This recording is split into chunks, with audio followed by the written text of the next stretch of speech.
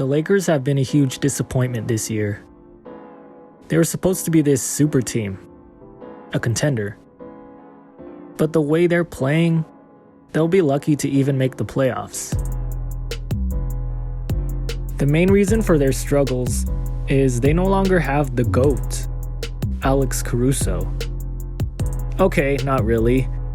Well, sorta.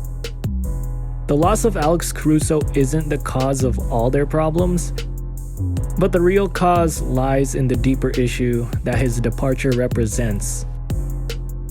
A massive culture shift. Their defensive culture is completely gone. From top to bottom, the Lakers no longer care about defense. From Jeanie Buss all the way down to the ball boys. I mean, even Staples Center doesn't care about defense. It can't even defend its own honor, changing its name to Crypto.com Arena? What kind of BS is that? And I know, they're going to keep feeding us these lies about how defense is a priority and how they're working to get better on defense. They're going to say all the right things in press conferences and interviews, but it's all bullshit because everything they're doing, all their actions, are telling a different story. It starts at the top. Sorry, Jeanie, this is on you. Let's talk about Caruso, how he's thriving in Chicago, leading the league in steals and being a defensive menace. That's someone that the Lakers could really use right now. They are really lacking in defenders. And there's this false narrative going around that the Lakers had to choose between THT and Caruso, and they went with the younger guy with more upside. But that's not true. The Lakers could have had both players. You can pay pretty much anything to retain your own players. The only thing is that they would have to pay the luxury tax, and obviously they were unwilling to do so. They were too cheap. And I get that the Lakers aren't like other teams.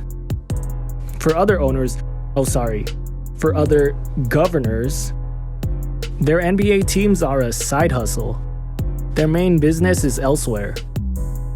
But the Lakers are a family business. This is it for the Buss family. This team is all they have. So they have to operate differently and have to be a bit more frugal.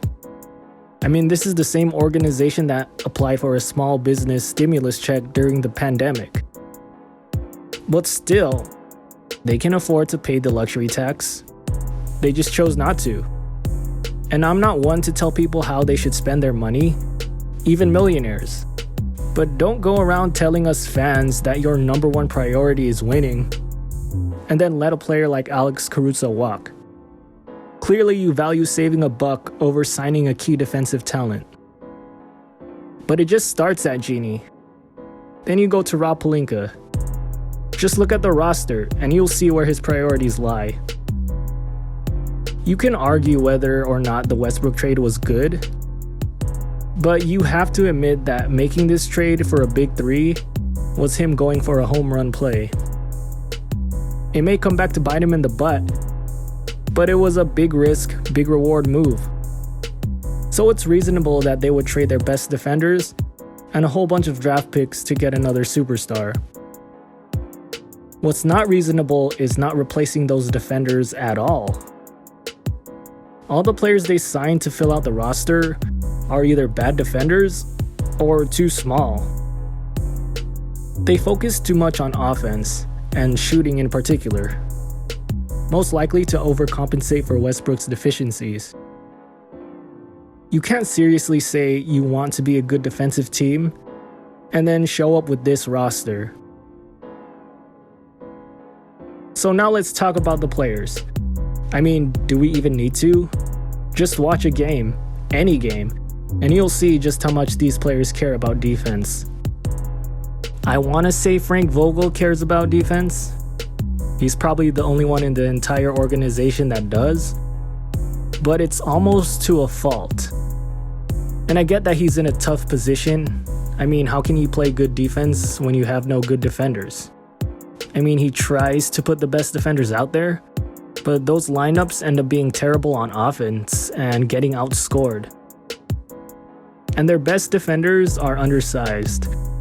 So these lineups tend to be too small and end up giving up a lot on defense just from the size difference. So it kinda defeats the purpose. I'm sure you've all heard this saying. It's cliche at this point, but it's true. Defense wins championships. And if the Lakers don't figure it out defensively, then there won't be any championship for them this season. They can talk all they want about how they want a championship and how they want to be a good defensive team. But until they actually walk the walk, then this season will be a failure. A complete and utter waste of everyone's time.